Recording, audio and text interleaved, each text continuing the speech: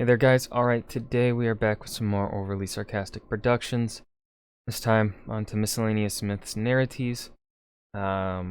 If you guys watched my Great War episode from the other day, you would already know what I'm about to say. Mental health has been really rough lately, so these videos are, I don't know for how long it's gonna be, but they are gonna be low effort, low energy, at very low energy probably, because I can't miss a day of uploading videos here on YouTube, otherwise that would destroy everything I've been slowly building over 2 years here on this dumb reaction channel that I didn't even think it would grow this much. I was thinking I would hit, I was thinking I'd still be at, like, I don't know, at most 3,000 subscribers by this time. Not nearing on 8,000, so that's pretty awesome. I know there are people that have grown a lot faster than me, even though they started their historian reactions after me. But I'm still overall happy with how far this channel's grown. But yeah, just saying that here at the, I'm not going to say it at the beginning of every episode for however long this is going to last. I'm just going to say it for this OSP video because my OSP videos are the ones that get the most views, typically. So, that's that. I'm not going to say anything else. Before I dive in, make sure you go and check out the links in the description box below. Would love it if you joined the Discord and helped build the community there. Get talking more and whatnot. So let's go ahead and learn about the Nerites. So I think most people would agree that it's a bad idea to date most Greek gods. There's just so much drama, so many complicated family feuds, and the odds of you getting vaporized, shot, or turning into a plant are pretty astronomical. The threat is somewhat reduced if you happen to be a deity yourself, but even with that precaution, it's probably a good idea to steer clear of the more risky deities, like Aphrodite, who classifies everything anyone's ever done as either flirtation or deadly personal insult, or Poseidon, who wouldn't recognize consent if it jumped up and bit him in the trident. So let me introduce you to Nerites, a minor ocean deity and absolute madman whose only claim to fame is that, depending on the narrator, he dated both Aphrodite and Poseidon and actually survived. So, nice. Much like the story of Narcissus, who exactly Nerites is in love with varies from telling to telling. There's two versions of the story, one where the SO in question is Aphrodite, and the other where it's Poseidon. We'll talk about both versions in this video, but first we gotta talk about Nerites. Now, the two main things about Nereus, the old man of the sea. Nerites, super cute.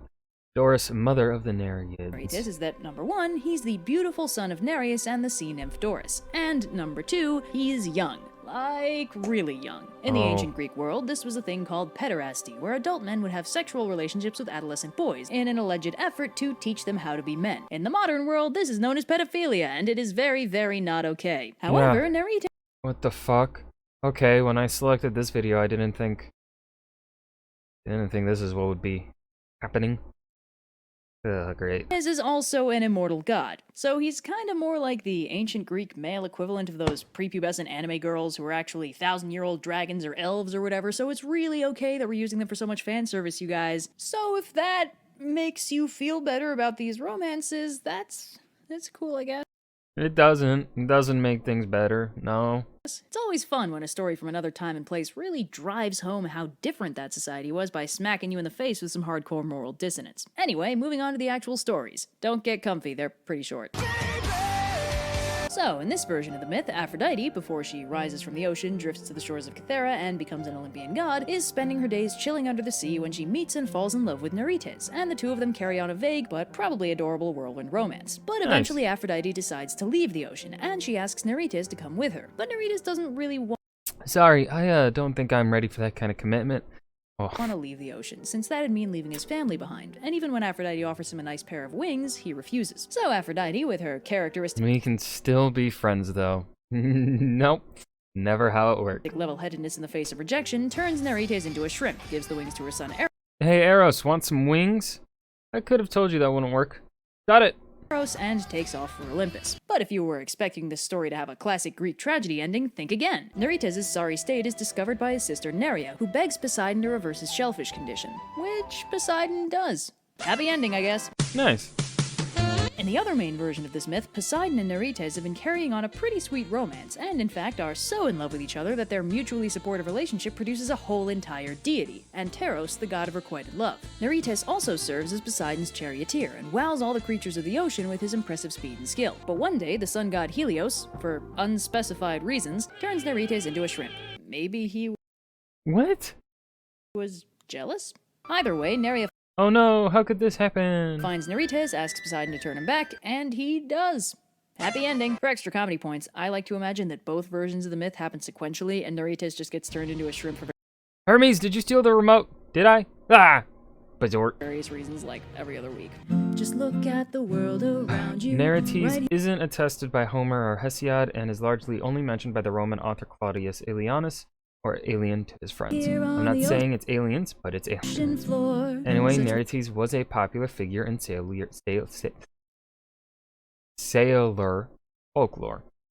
Okay, that was Miscellaneous Myths Nerites. This was a nice short episode. I feel like part of me feels like there was more to these stories that Red could have covered if she had wanted to, but chose not to.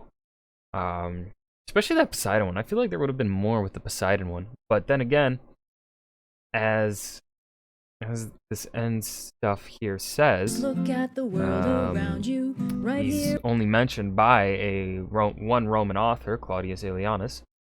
So I guess, yeah, maybe there isn't much to him.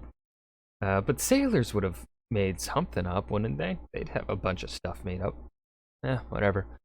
I hope you guys enjoyed. Remember to hit that like button and subscribe for more. And I will see you guys in the next video. Peace.